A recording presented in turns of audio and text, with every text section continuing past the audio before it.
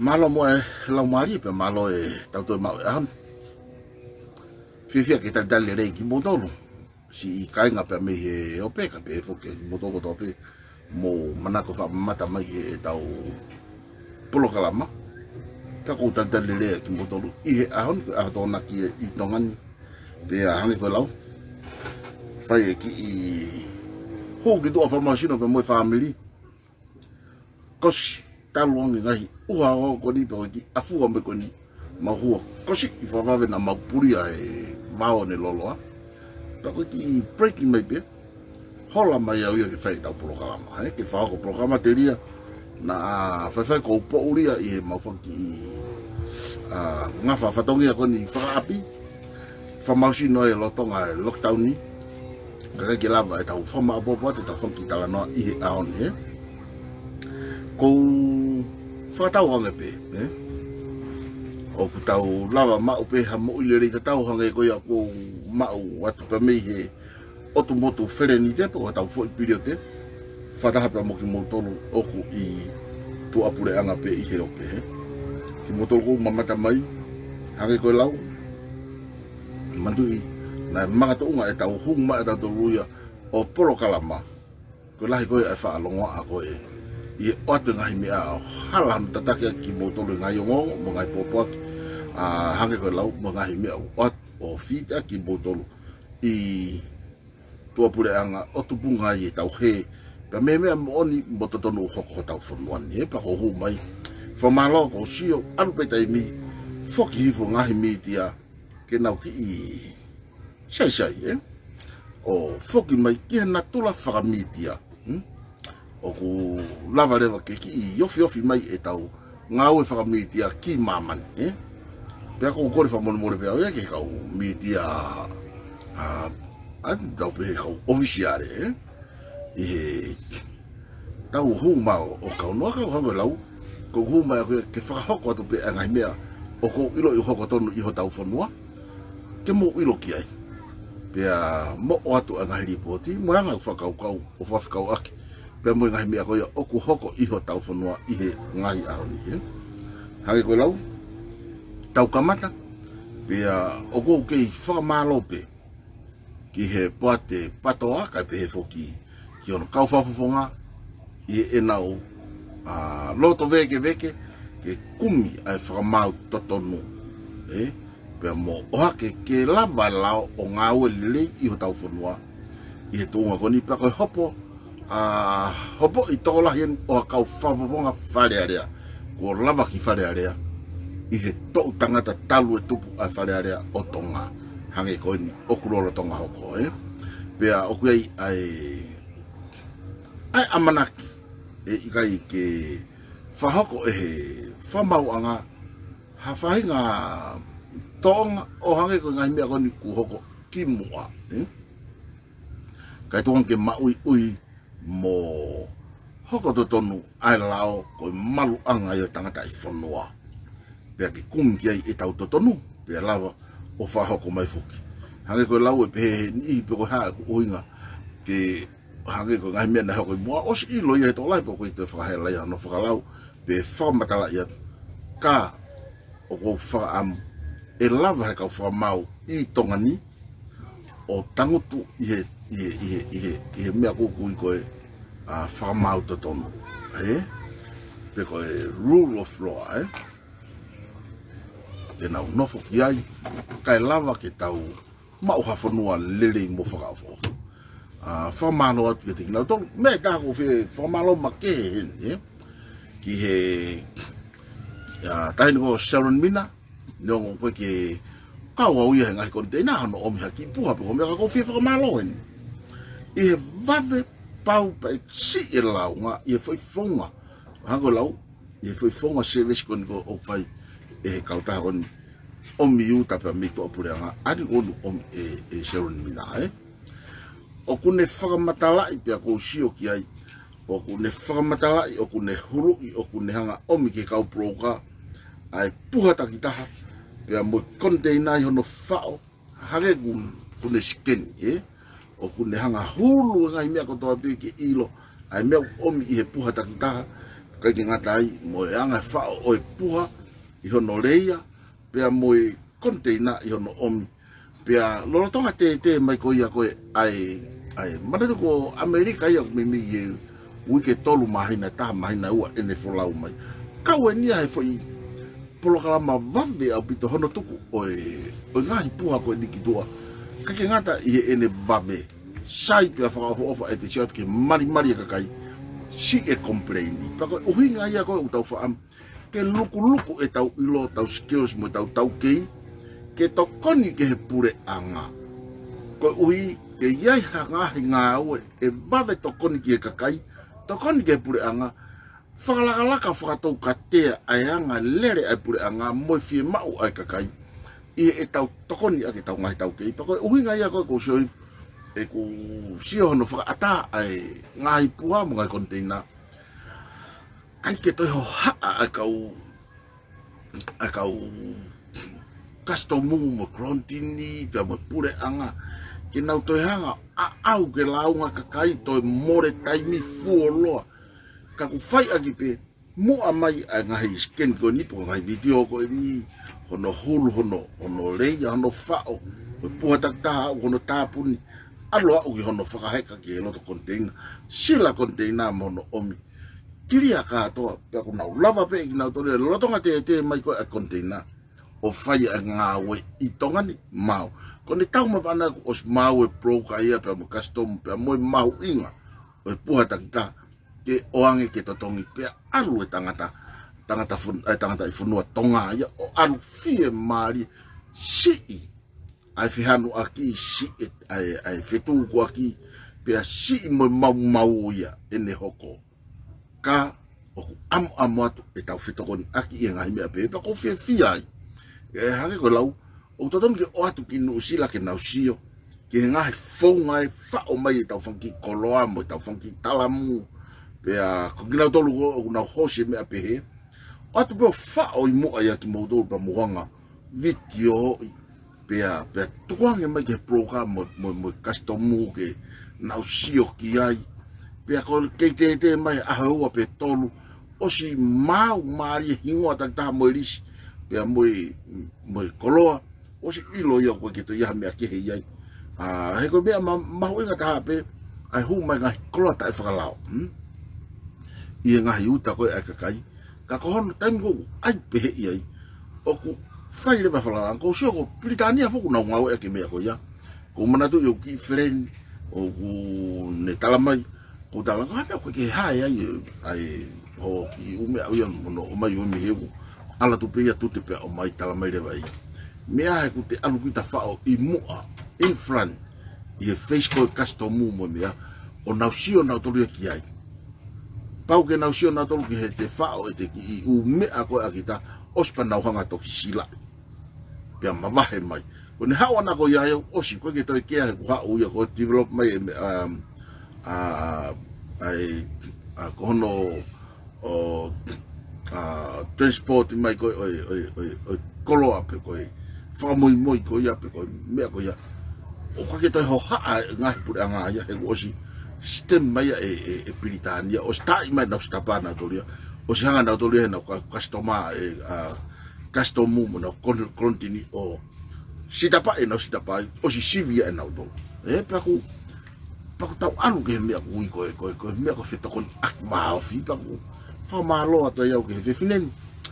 seron mina e ngau mo ne kau popo mo ne kau supporters ki hono fa ko foi fatongia ko ni ko sio ke fie kaka e ko sio ke na e na fie si e na more na time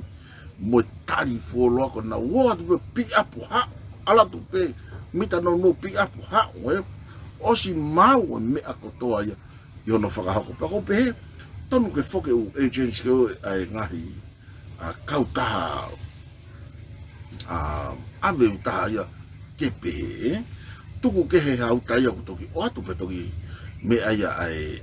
ni ko ya e nau va pe mo me aka ko ngai agents la la ia tonu ke nau nofo I ngai whakau pe si ia e whakamore gata to fito ke ngai me onu omi whakae sereti koni ko omi skeni umea ko ia mai no pe o mai kake ko yanga pe whakaukau mo whamalo at he asia e vave ai ngā we ia hen pe si ia lau ngā ia mo e whetu kua ki mo e whetu kua ki ko ki mea ia o atu i he taha ngā we mo ka popo ai patoa o ku wala mai e tawhake o kua e tahine kovishini o ku lotonga teu ke auti mai ene ngahi container me whetu o ku nofo ai fai ene ngahi ngā we ka kou whakamalo atu ki moto ki moto ko toa pe o ku mo ke manatua mo ofa mai ki ho tau ki motu no masiva kau tau ke kolo ia pe ko tau ma o hakakai o ke tohitongi o na loto a hono tangata i fonua Neo si nau he ki ngai fonua mori ka ko hona toto ko nau plat he kai pe lava ya ngalo i hatai takage koi ko ngai o e ku whakatala noa ki he ngahi tawhako ia ai poate mo e kaupopo mo kau ngau ai patoa ko ngai me ai tau whaka amua ke atonga mai ngai whakau mo ngai whakampe ka o ko fie taki ai whakau ko ni ki mua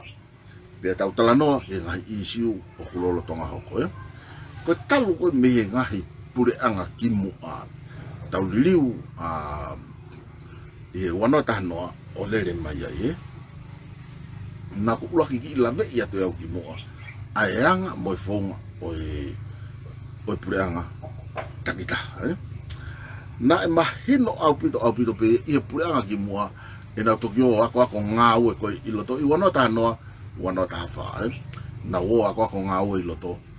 anu ki o se ta o ku ke fai pe a fetong tong tu unga ia mo pare mia pa mo ene kau minista o ke faka o singa o temi o kuna ke ma furi ko e puranga foko agresi hange ko kulau ko mata vai puranga agresi ulaki ko foi sistemi na fa o ka ke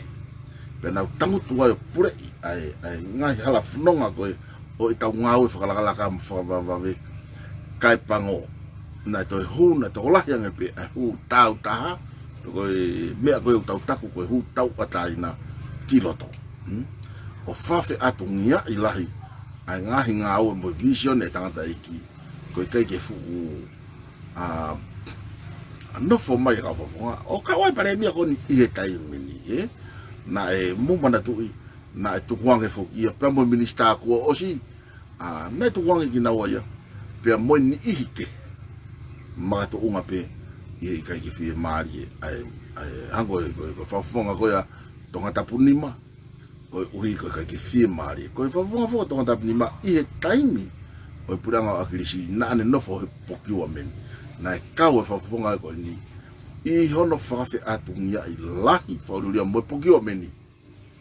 ai ngahi ngawe lava mea na o si fo tu e puranga ko ya akilisi i more wa akilisi hu mai e puranga ya ko ya na hu mai ai o pare mia ya ki onto an ne tau to griwa na hau yo mo lau mari o ku kai hanga mari ke no fota ke ngau ai pure anga fa lo fua kana e tau mu mai ko ui ko ngai fa kau o si mahino pe fa kau ya na e mono me tu ki hono ata mai no fota ya he fe nga ya ki hono malo ita ke tai aonga ai pure anga patoa pe ko hono ko anga o wa wai ki fa mau anga ko uhi ko pure anga talu e tau liu ko kula a hawai ai fai hala kapau e pe ma da pe ko ha fai hala fai te ko ma da du pe ia i he pachet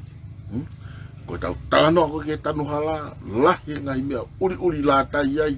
ya o ki au kai na ke hano panga pacheti fe fulau aki holo ko ki ngai motu e ka hano pacheti ona ko ngahi wafu hala ya pacheti pe lahi pe mo ngahi me aya hu mahela lo te pire oku i kai ke ia i hano pacheti tau te fit ki he fili ko na toki osi he na ia i fu pangala ina as fakamoreki ki he kau whahofonga ae pe o kuloto ki ai ai pure anga koni nei toki riua o ngau e aki. Pea koe tau wau mako ke pure anga koni tau tala noa lewa asi mālohi au pito ia pure anga koni ana hu mo vete vete o toki whenga ke whama opo koe i loto. Pea ko ilong au pito ia ikai ke iai ha plani ngau pea tuai au pito e nau asi mai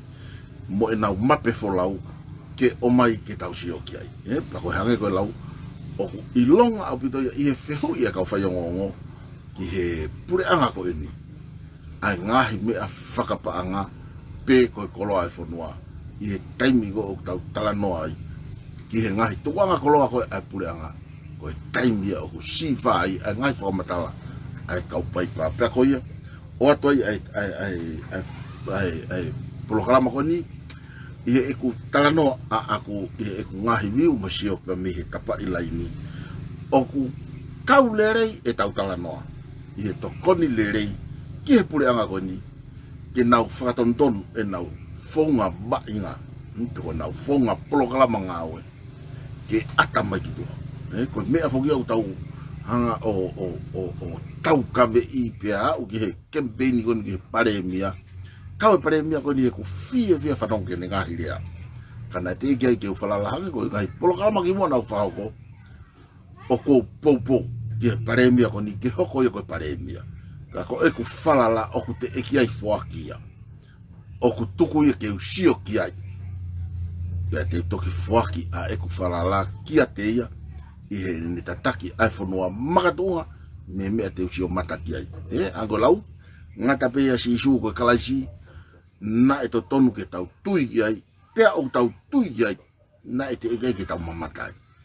koe ui he kua ngona ene ngai a ene ngahi tala ofa mo ene ngahi mana mo ene ngahi ngawe mo ene ngahi tokoni mo ene whakaha hono konga otua pe ko ia koe otua i he mamani i he ene ngahi ngawe whai tau whi matangi lotonga ne hou tamaki whotu e mate lotonga ene epa osi aho i he whanua loto pea whakamaa kiria pea nane hanga talangi ki he kakai o kune whaamuke nau tafo ki ko liriu e nau mo ui o talange ko whakamore more a e nau wangahala na e tupu tāmaki whoki ai ai ngahi hou e ki tō i kautaro e ki ngahi taimi e aho ko ia ka koe tau tui i he aho ni koe misa ia pe koe kaisi pe ia koe toi taha ke he i kai o ku taha pe whetu ngila mo laione pe mo hau o langi pa mamani ko kalaisi ko tau whakamou ko toenga o tau hoko ko toa pe ko whesinga o a uke he kau taki koni ho tau pure anga ko uhinga anga ia ai polokalama koni keto koni atu ia ifoke mea ko whamalo ia ai kau whaiongongo ai kau whaiongongo e nau wakiri mo nau lotolahi ke whakawhehui ke atamai ki tua a ngawe ai pure anga. Koe pure anga foko ki tau tolu whakaluku fua ia.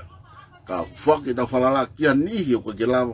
hasea e taho he kai hato te au, tamanu, pe e ua mano, pia namo i kilu, e kai ki tau lava o heka i hasea e taho. Ka koe tau whalala e whetukutuku ia ki a taha, o kune o mai o kune mau a tau kei, pe koe skius koe kene hanga tataki ai whanua, pia whetukutuku ki ai e tau tokanga. Ke oange aisea ke hekai. Ka ko hamai ngari na ko fi heka sea pe. Ka o ikai ka kato skio sea ko mo experience faka ngawe. Ia te kinauto, ko me ai ka o fi ai I he kau a whaiongongo e na ngahi ngawe tonunga whahoko pia ikai ki ngatai o ko whamalo ia au pito e au. He koe tau mua ia ai le tio kelea. Koe le tio kelea whakono tau mua ke hu ke loto whare o whakamama kakai I e tau ngahi ngau e whakapolitikare mo oange ki nga tolu ai mama whiunga whakalau maari e. Koe uhi he I kai lava tangata ako kene whaito tonu o ka pau he kai ke mo ui hono konsenisi. Pea ko ilo I whakapapau o alo taimi foki mai e tau le teo ka ko fia fia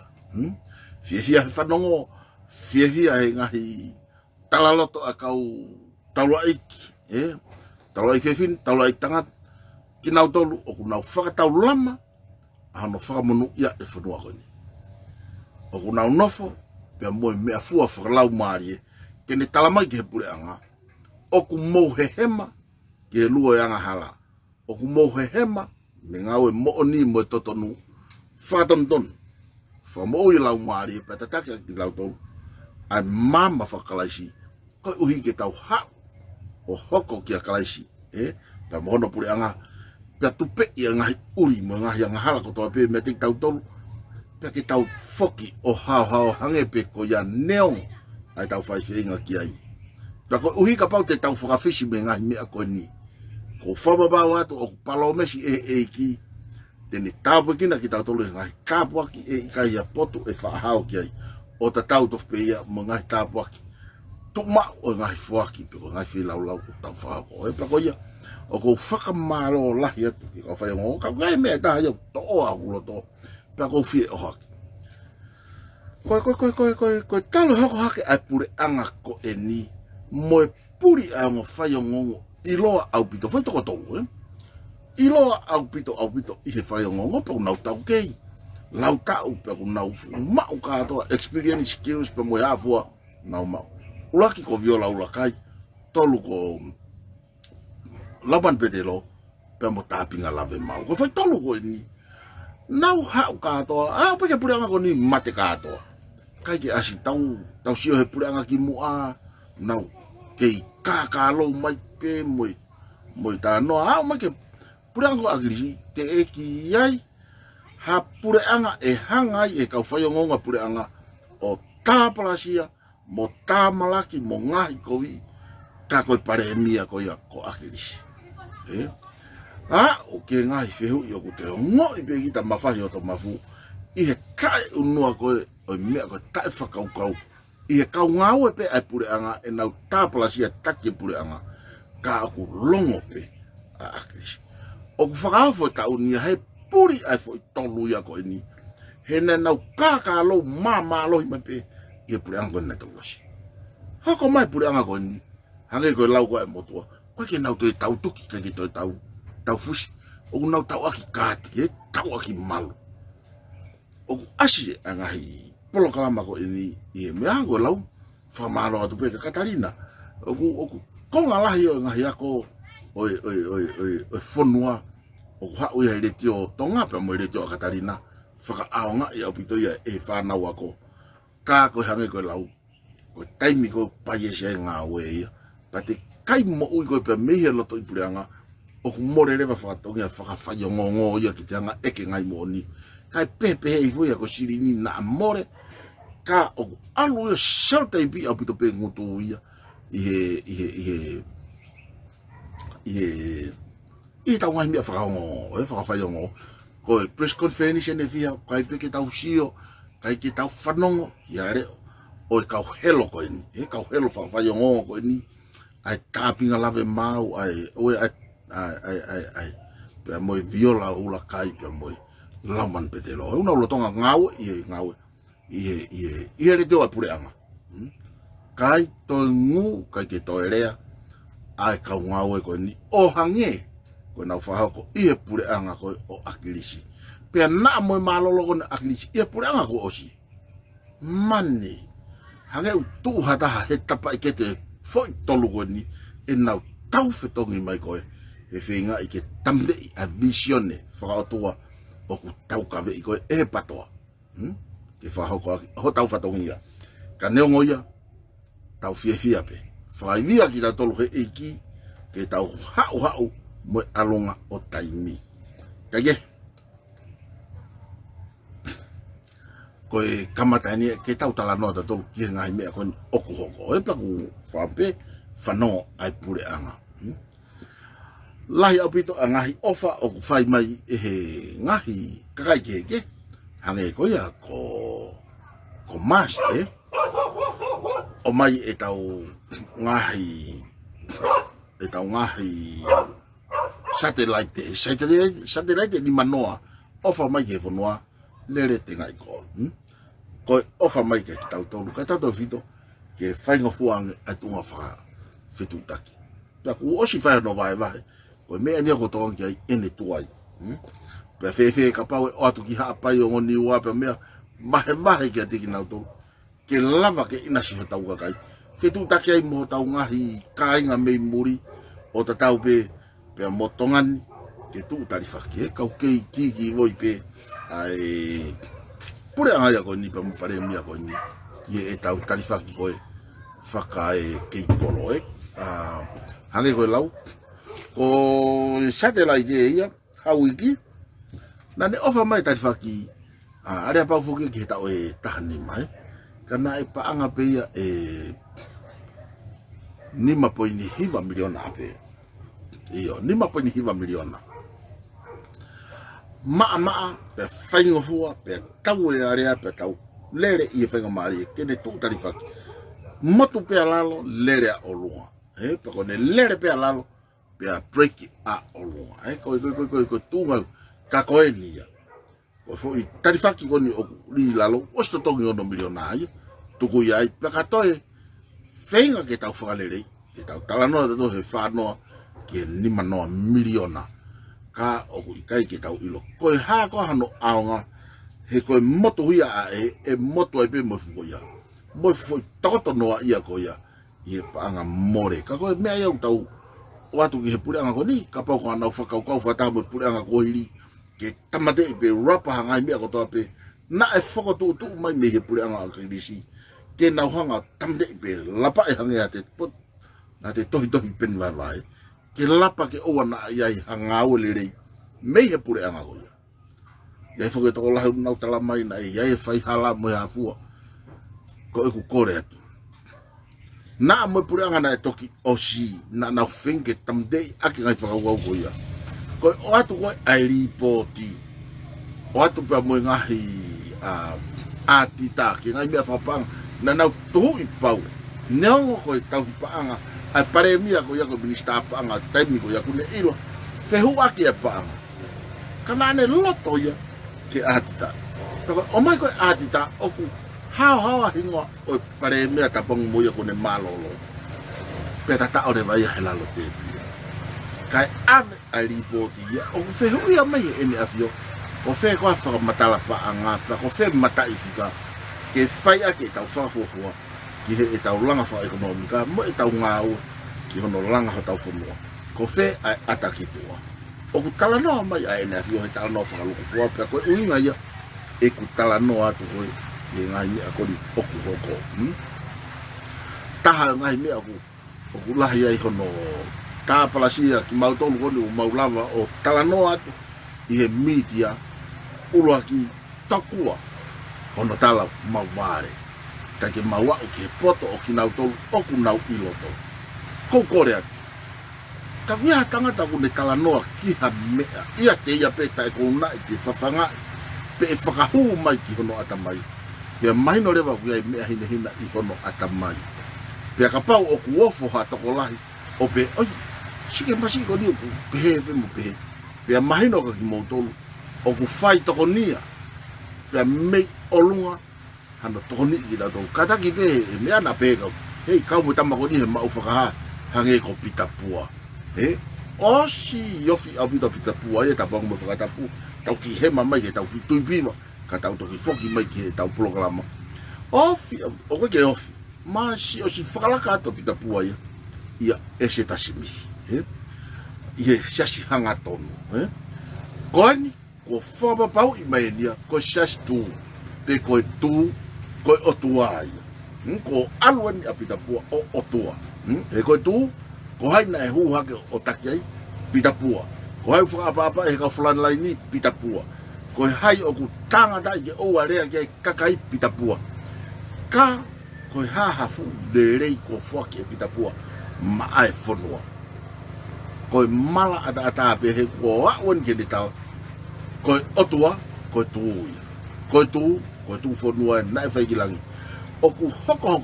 na osi fehu i hanga tonu planetari mai na fehu ko tu e fa ohinga aku ko pip moya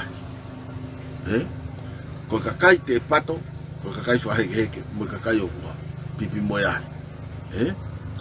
talamai e pitapua ia o ku hala i ku hinga o ku ikai ke o te ilo ke ngai mea ko ia ko tu ko uhinga ia ki fo himi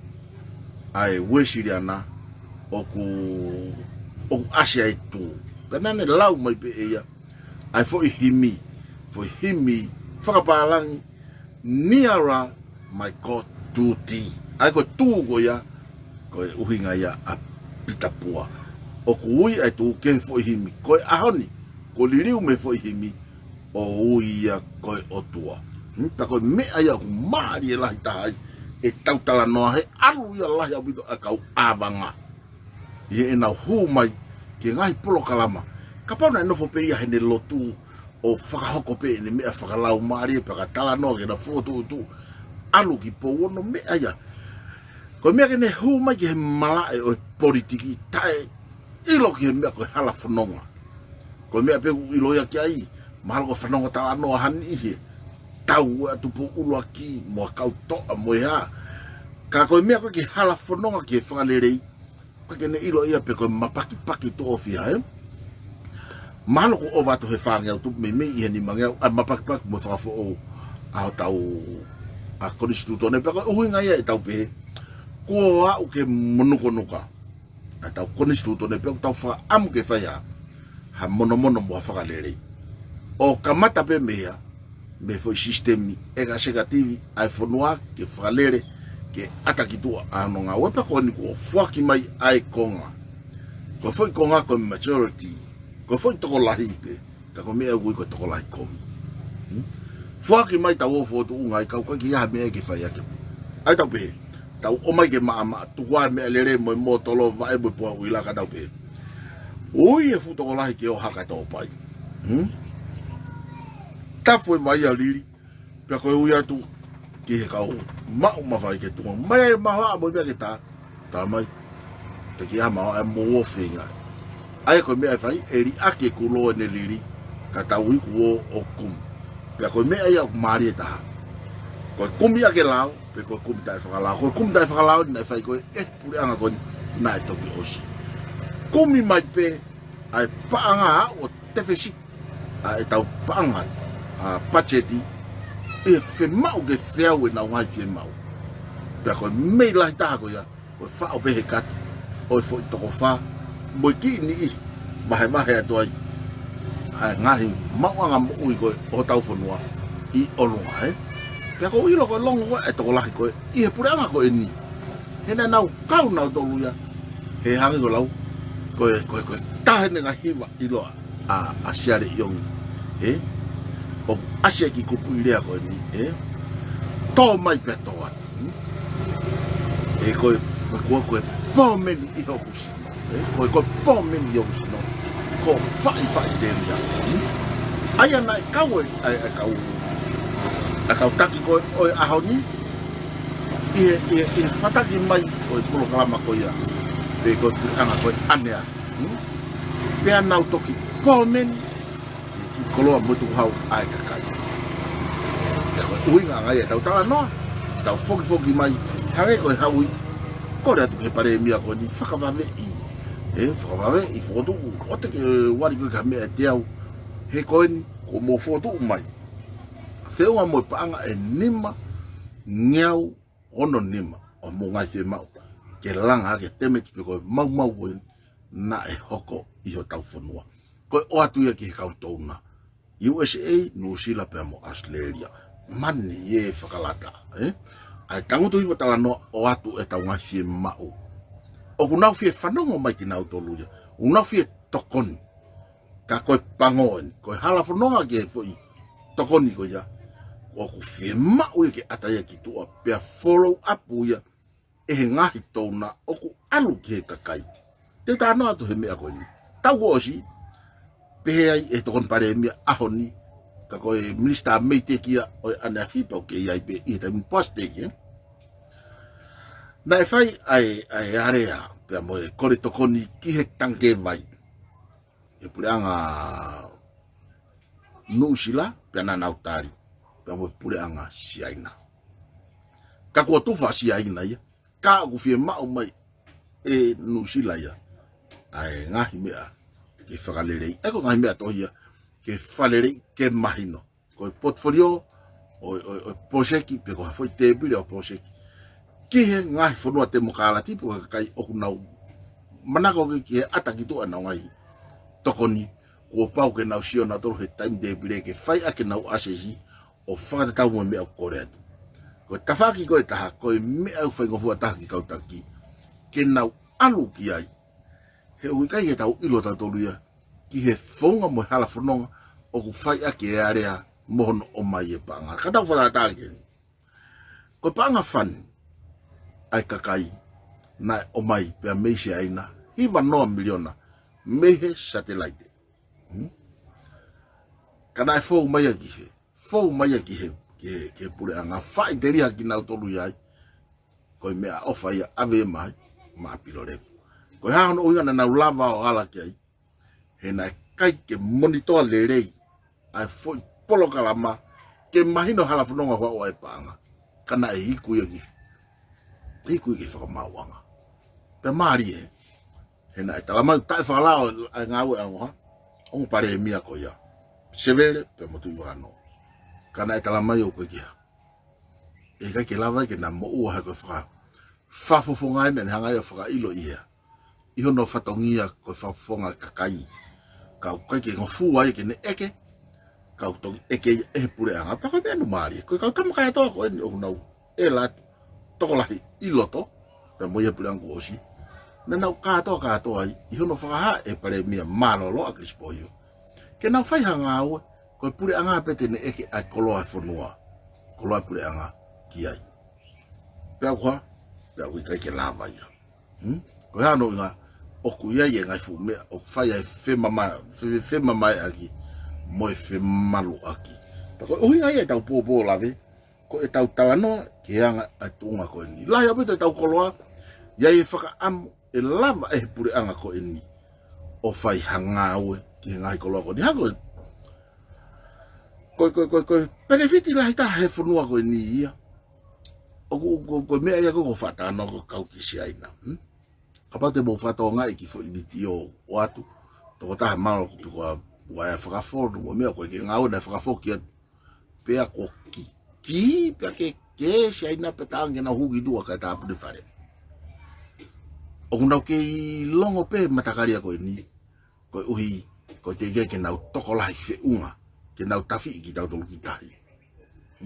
ka pau o ku ta na pe e na fo ngau fai fo nuan fe ka pau te nau whaka papau ko nau maro hi se unga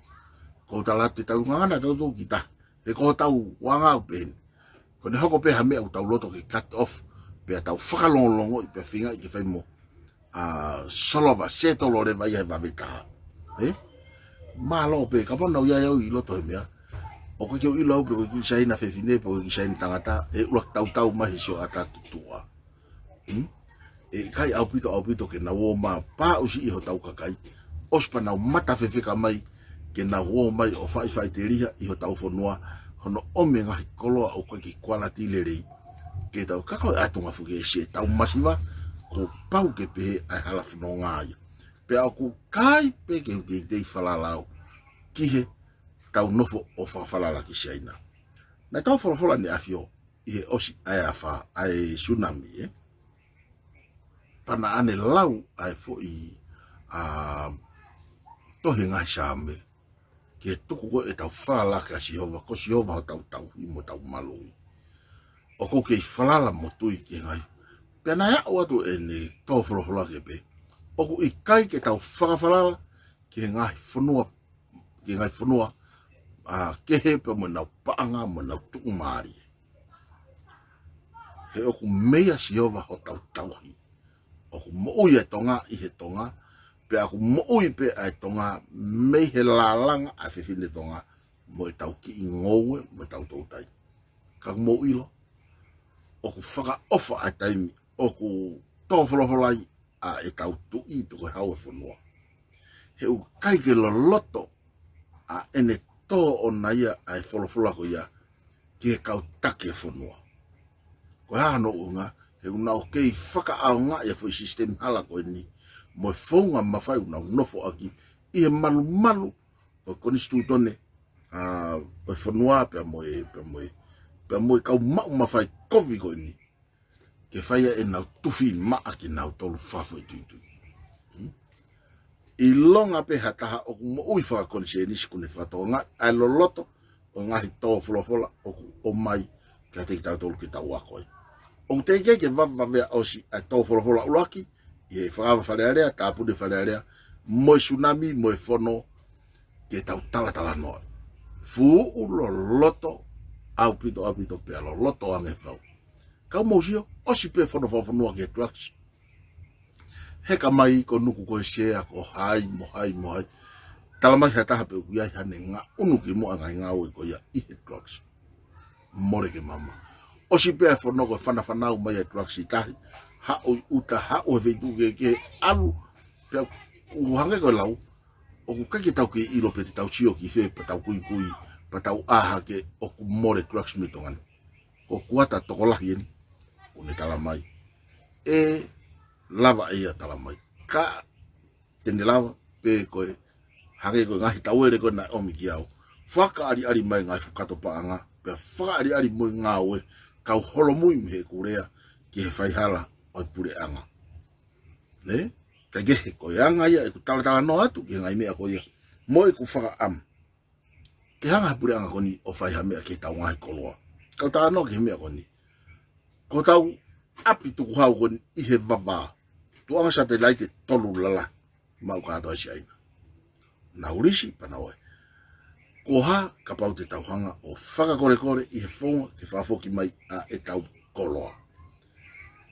piriona fi hau aru ma asi aina muna ngawe aki ka tau si nofo pe o whaka ofu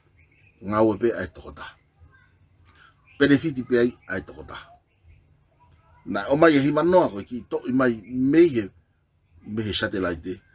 ho mai pe hiwa noa hua o toi folo pe he tokota mousio ki tahi lere voia ko fetu taki mai ase waka tau tae whakalao nau whangota i ho tau potahi mao ate so ne foki mai voia mui whakamatala ko e ori atu whau nau whukatonga lai seni tae whakanangata i he whangota i ho tau potahi te eke ai ke sio fo i tolu i wakaia koe ni i tongani i ho tau taulanga ka ku whakata pia koe whehu i lahi whauriuria ano oange ki ho tau kautaki a hoa neafi pia ko kina tolu pe akakai oku i whare area i he ahoni fu mato aki whaofa opi fu kau mani i kotoa pe moe nia na e o atu oku i ai koe mau lahi taha i he whanuani osi e tau whangia ahi he kaia asi he kakai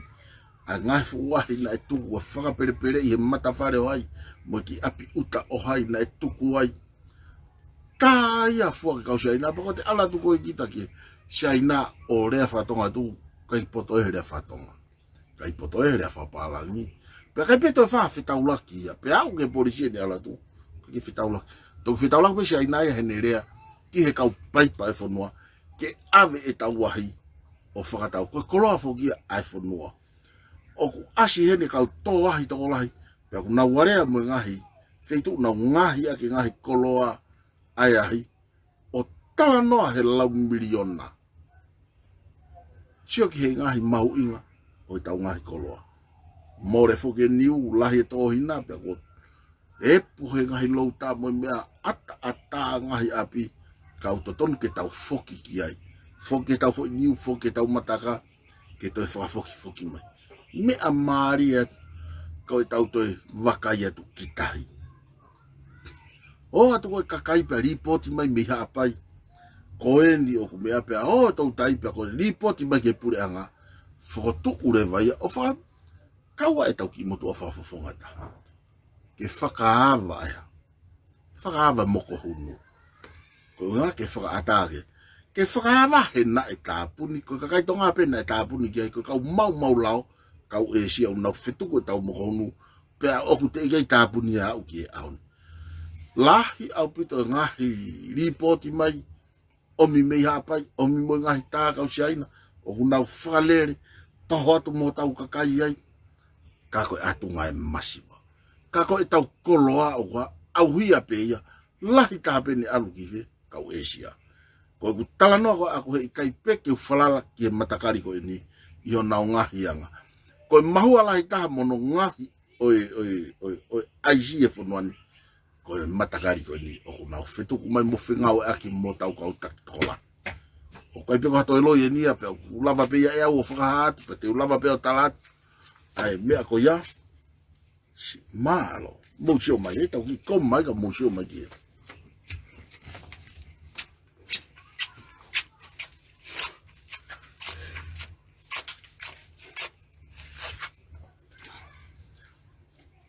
loka ya ko ni ta foki da to natural food oku pure organic naturally ifo famo healthy good healthy mato aki fa of abito hono ko i da dolanga han ko hako ko fo i me ako ni mo mana tu naku tege fai loka ya ko alo lope was mo i le pe ka hai mama ki sinomo ne mantu fai ngo fu ko kai ki mo me ga me o me muri protaki mai ga me ko ki loka ko ni algo ni o ko ya ko mo uilere au pito ko vi pe ka tu po ta económica ai e ko no fo ma pe apini tau ko ka wa ta mata lang vo fa duria ta lo loka ko ni malu to ta pe tu o wa ko as ki hala pure anga an ta lo loka ko ni mahina ni wa tang tang pe api no fo mo faka ka pe hanga fe a etau hanga o tau i mako ni ko te whanonga to pe puke fe whaka osiange pe ko ka kai al ko front line na ko ka unga o whapure anga ko ka ko ka kai ne una malanga i mai ko ka kai no positive o ha me ai mahaki ko ka kai fa du ni ko na do na whaka atama yo ko ui o ko ka kai ka o ko ka wa yo no fa fe pa ki malo hapure anga o ko ke na no ho fa ma to no mo pure dele ka o i kai ke fehi au i hapure anga ka ta fitu tabure anga ko si sintonga ko o ko o fata ha he fonua ko ni i tau pure anga he ko rea tu e tau ha mata vai te tau to ke fai kata ta ko uhinga ia e ku tawa no ke tau ngai ko lo wafta ni ma na fa pa sha fa le area no foto watu e paremi a ko ya akris po hiwa mo ka fa fonga ke tukuange tau kula fa na tu o si ha o sivi ha o ngai vaka mi America sia paniko New Zealand Australia ke na svi a maka ko lo fa no mo potari ko ni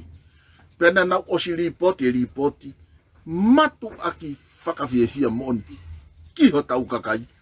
alu ngai apia ko hono tala no alu ngai community pure anga alea mai akau muri ko ni ma o ngai kolo ko no fai tau ai lolo ai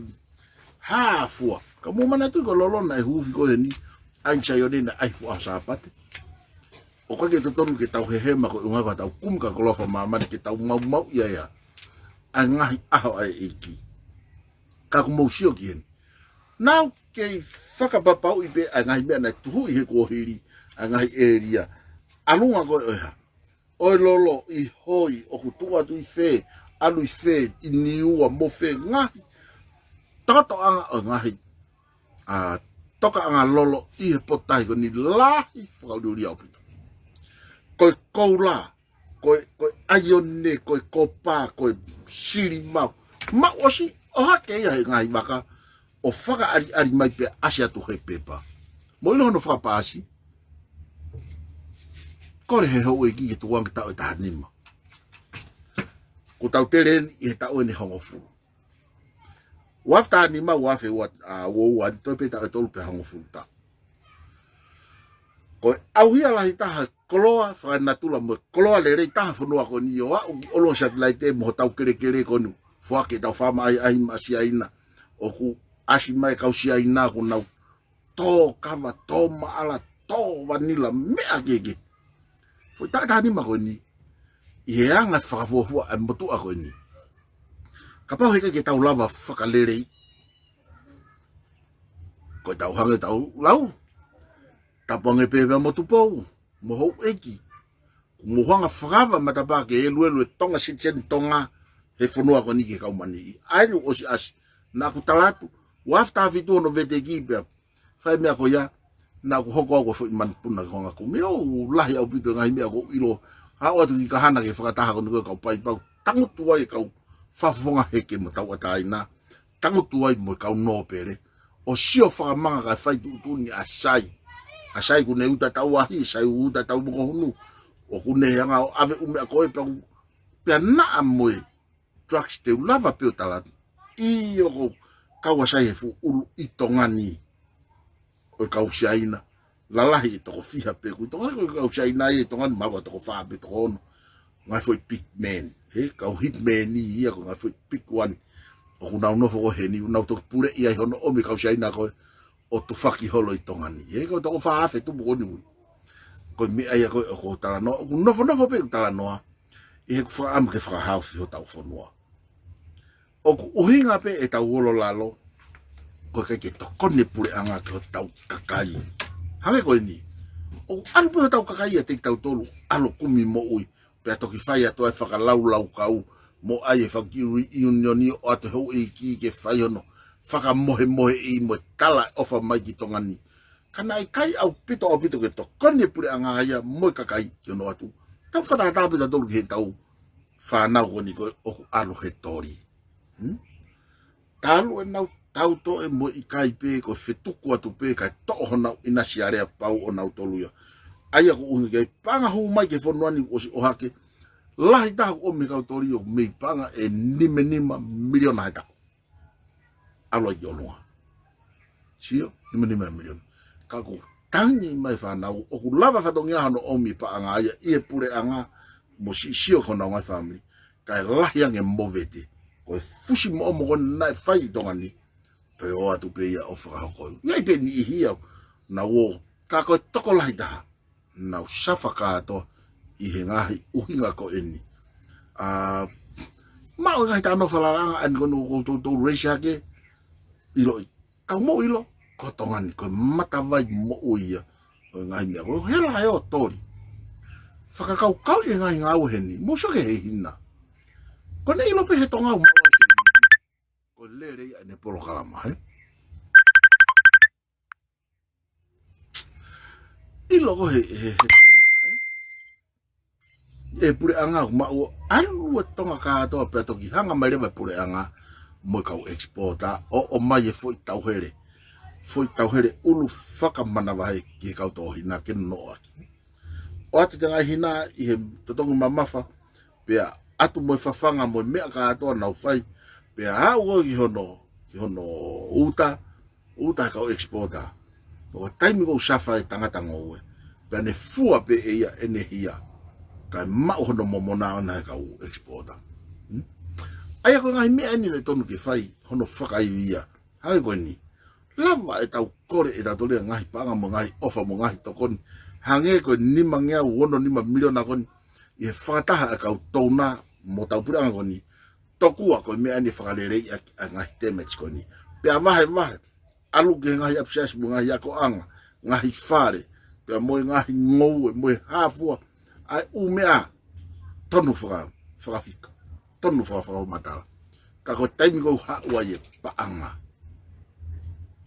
ko ne hu mai I ta fa ko o alu ya tabu ni fa ko ka ya va fe tu ya ko na fa ye mo re fa la anga ya ko o hinga anga ya e ta fa ta no o fa pe na watu ke pure anga ko ni me ta ko mana tu ya ke fa malo ke pure anga ko ni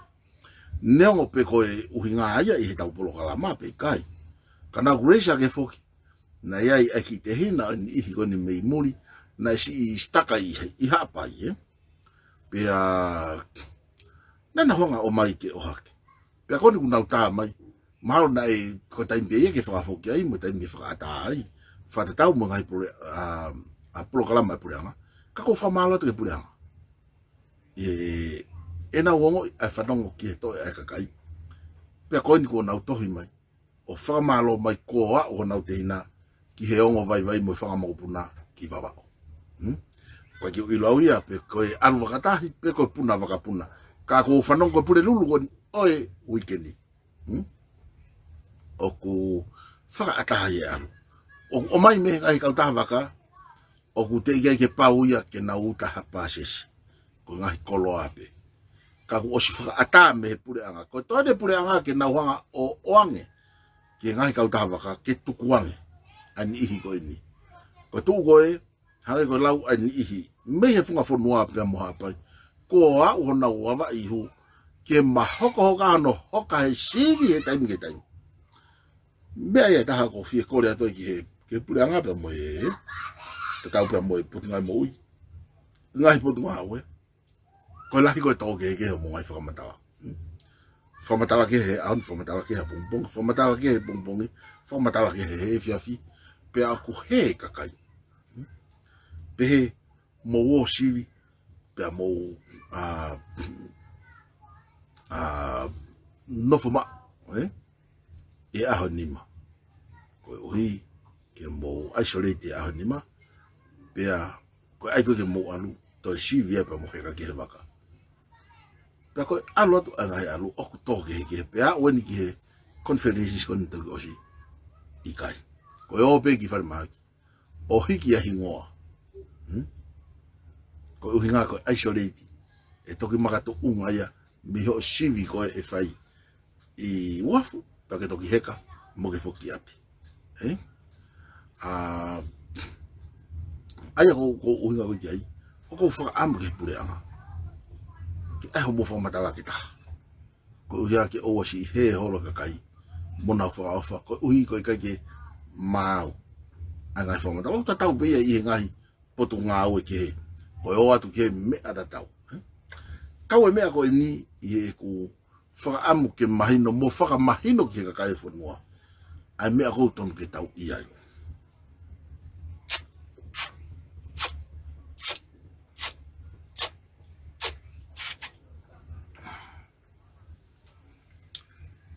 Na e whai hono teke o kakai.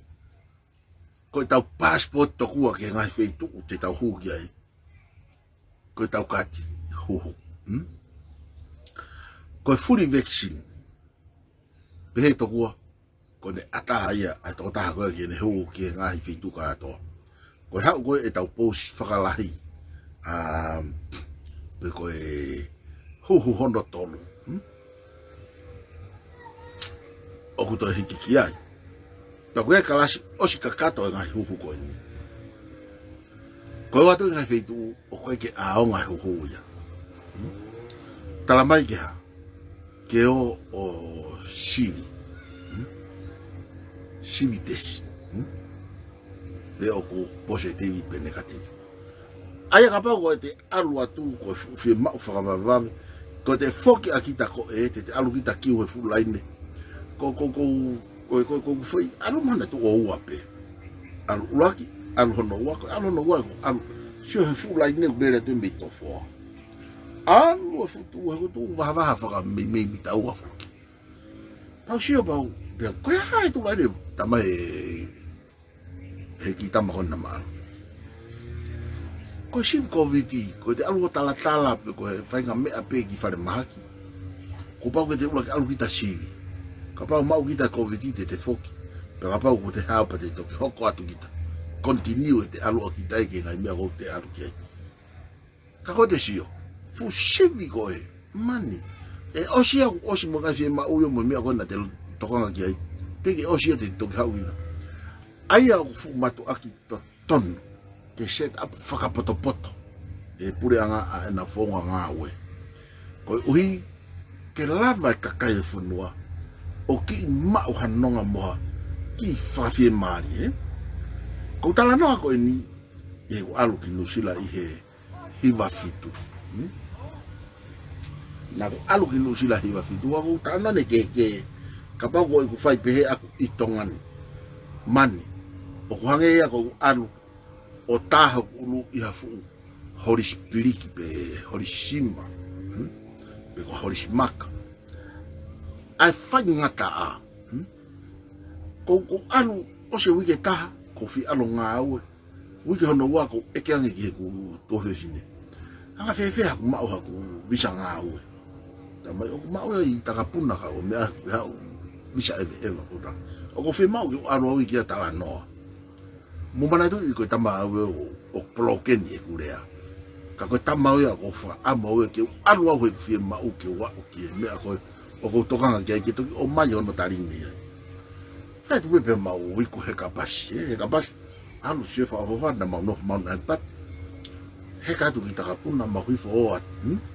ko fo te si beni ko e ke pe ke he fefine e he kanta e ke pe a feta fa ki ai misanga we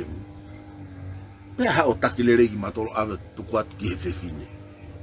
ta ko fo fefine pe na fa italano ko o to talango fi ai bisa ngau ko fi alonga o ko lak fi uibe ko passport ko hau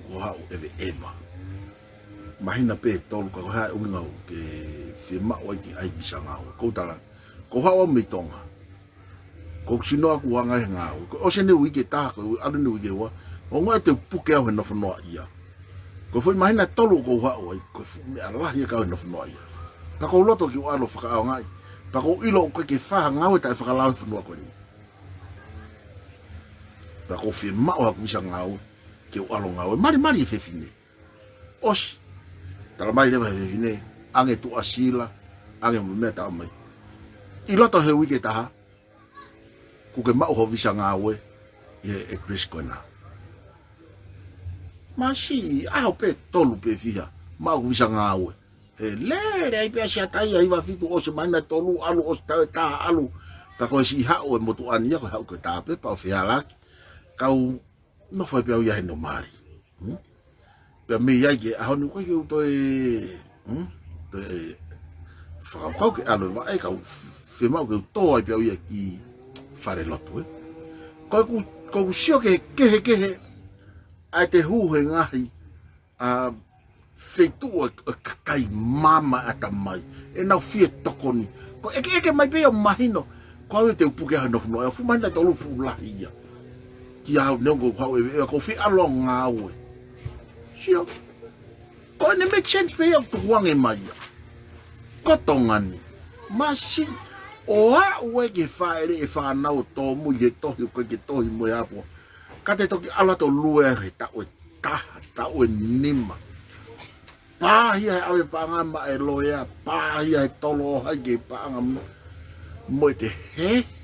ia malo mo so ne vuna faotia na ne fa ata ma kai sio ki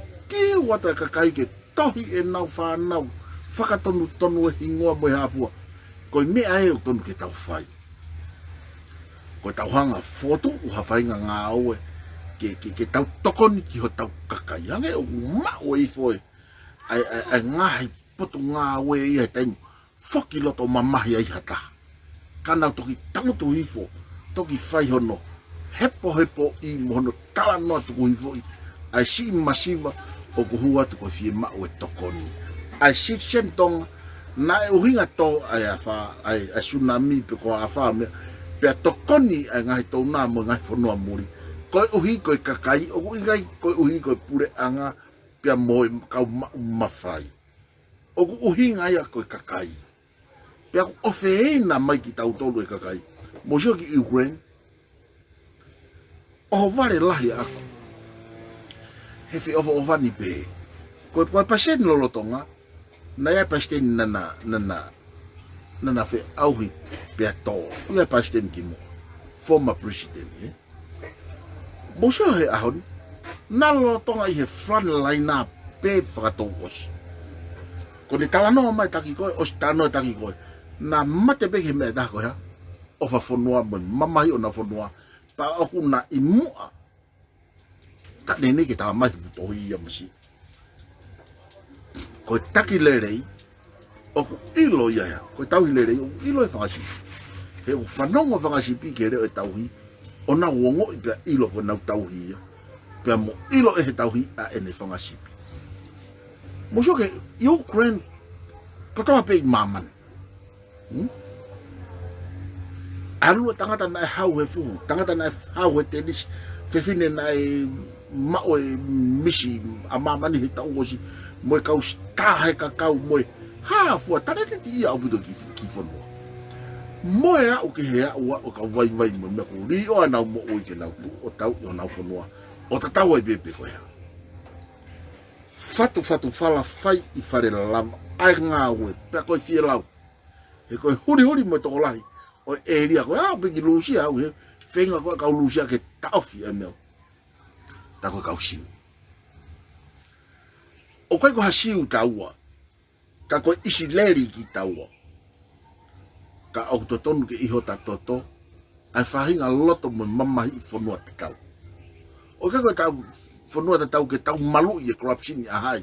pe koe fo I sino o hai. Ka koe uhi koe ta malu I ho ta whanua, mohota kakai oku kau ai pe taha kātoa. Ta koe uhi ngā ngai a koe talanoa I ke sistemi, he koe sistemi, koe mea ngā uea, ai whanua ke ne lava whakatonton ka tau lava alu. Ka koe ke lava sistemi o ngā u, o ka pau kuia ha, hapure angai te ne whakamohe pe, o tuku pe kai whai pe e nawa, e nau whai te ria. Koe mea ia taha ko fie, o ko fie o atu ka te motolu, e kou loto ke o ate ngahi mea koni.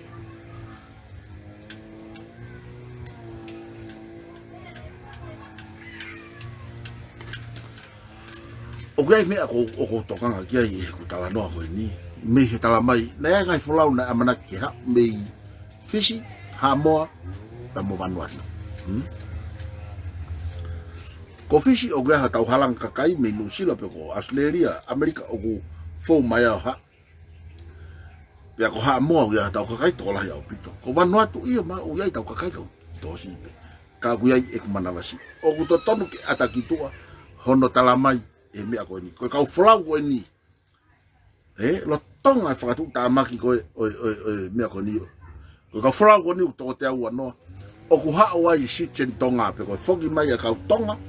No foi tonga ni toko te au. Ko toko nima, ko kau tonga si chen muri ia kuna ha. Pea, ko toko taha nima, ko kau foreigners ia. Aia ue kau Asia toko fia kau mea. Ko ngā ke tau stio ke lahi o toko lahi, pa po ianga koe tau. Ke tau ilo, ko haie kakai o mai mo whakata. He koe pure anga tonga pe o kunau whakaata kakai ki hau. Tālu e to e mo tangi tau kakai. Kaku ohware pe ku puri atu e tau kautama tatolu me tongani ki kau paipa. Ohware pe ku nau hau nau toruia. O pepe hau pe ako fia hau pepe hau. Ka kei whai pe tangi mo to e sio tau kakai. Sai api tako popo ia whakafoki mai. O mi tau kakai. Koe kei lockdown ni koe ho tau whanua lo tongane. Popo uri he lockdown koe baby virus. Ko tu uta fuwaka naulu ia po fuwaka Vanuatu. A kono o mai o kau si aina tō tāwha. Whaka mamai. Pena osi mahino pe ia I he talanoa ko ia. Koe kore e ampastoake o mai. Pea toi o mai mo toko tolu ngeau tu mei si aina I tongani. Pena osi whaha pe pare mia ko osi. Na whai kore ki Australia mo New Zealand whe ka ke nautari. Pea ne pehe, ngari e whawhafu mai pina tolu Vanuatu. Pea ko whai manawasi I ai. Na hoko fo I hala ko ia, ko ha matapa, manatu ko Vanuatu e nai whai ai mau. Siaina ata, pena o situhui fo kau sootia, whakapuri siaina, ki na ohi tokua ko whakalerei mo ia. O si fu tōtua corruption ia, I he whanua a kautaki. Pea ko osi mahino pe mo kautaki ako ia. Ngari. Ko osi owe sia ina ia. Ta mo ki whanua ko ia. Ka koe ku fifiri. Koe puna mai koe a waka koe mei ai. Ko hai kau pāsese. Ka pa koe o mai ha pāsese toko ua mo toko tolu koutu iwa fu. More lahi e ki kau taha waka. Aroa ke toko hoa fulu ke kau pehe more. O tonu ke a o te ke toko whaango fulu whai ai ki o lunga. Pea toki ki I ofi ke ma o e whakamore. Ka koe fo I hala whanonga koe fo o pito ia. Heu te iai ke tau hanga whatoa ngai. O kui ai ha tau halanga waka puna me Vanuatu. Ko halanga mapuna ben mi vanu atu ai ko ilo e au he ilo. O ko ilo e au ana o me ka siaina. Ko e kutala noa ka pau tau loto ke malu i ho tau fonua. Ko pau ke tau lo ai a security. Ke pau. Ko tafaki fa security ho tau fonua ke pau. E kai ke tau lava ta tolo malu i ho tau fonua. Hangi ko lau osi ange pa tau tuku aki. Na e mea sea whare area mahi tau ku osi. Ko ia ko mau he maha ki pia. Awe whakahe i pia. Awe o peta tongi mamawhai paanga. Ko e tala noa. Na e tuhu ia hai. Ai fui uhinga ko ia. Me whatau mua pe fuke ke tuhu ki lalo ke kakai lalo. Ka na e mama mei whee. Ai puke ko ini. Mama mei o lunga. Mea, ka ngau e pure anga, pe mo ki nau tolu na kai e whaasio ki ai mo whakaama. Moha amanaki, e hoko ia nau tolu, eh? Ka ke ka gola vea whanua i ngai mea ko ia pako. Tala noa tu. Ke lawa ke tau ilo ki ngai mea ko ia. O ko whakaamu ke mahino. Ai kau whalau hau. Ke te tau ilo ki ai. Ka te tau maha malo. Ai ka kau ton ke taohi. Mo ka kau ton ke omai. Tau sio pe tau kau si ai na. Na wo pui whāwai wari ake ha pui fuluti mo mea pia mo ko ka kai maularo na tu ma whahaisi. Ka ko na wo mai o tu mario ma hango lau ko ke tau whia ta toke ka kai. Tau hanga whakalotu i kina tolu sai au pito ka kai. Ka koe taime una wala i ki ha tau ha. Halanga mawhai ki he pure anga kono whakalere pia mohono ha. Whenga i ke pai ese ngawe kautaki koe taime au fatu tamak tahai. O fatu ka tiki motor, ko ngatanga ia tau polokalama ki ahoni. Tau toki hoko atu hui kau. Malo apito ho momi ama ki e tau ki polokalama. Tau mui atu pe e tau hopo mo e tau ngau. E pako kore atu tiki motor. Tau loa tua ha tau whanua. Whanua tau ofai mo e tau ngau. E koe unga fwe polokalama o nike pe. Ke tau ta ofia halerei tonu. O tau ilo o tonu ke tau hanga whahako maha tau whanua koe uhi ko ha tau ngahi tui whakapolitikare pu ha tau tui whakalotu pu ha tau ngahi tui whakapoi tui igai koe tānoka asa tau tānoa he isiu mo point o ngahi mea uhoko he whanua pa koe o ngahi kou tau whehia ki he pure anga ka kou kato a ngahi mea o totonu ki hanga he pure anga o whaiha no siofi ya mohono toka ngai kina koe mahinon ki kau ewa mo kau hapai te mo fokat i he pure lungu whai ho mo ngahi whenga koe modi te mo ki whare maki hiki o mo ngahi ingoa o mo kau he risi pia ke mo anu ke mo ako mo ngahi family tarita o whatu ke mo ngahi fufunga malo mo aho mo mea mai tau ke i whiau kau asa ta masi ma me foi periode mo tau pulo kalama whahoko o whatu ke mo ngahi fufunga malo api ka mo mea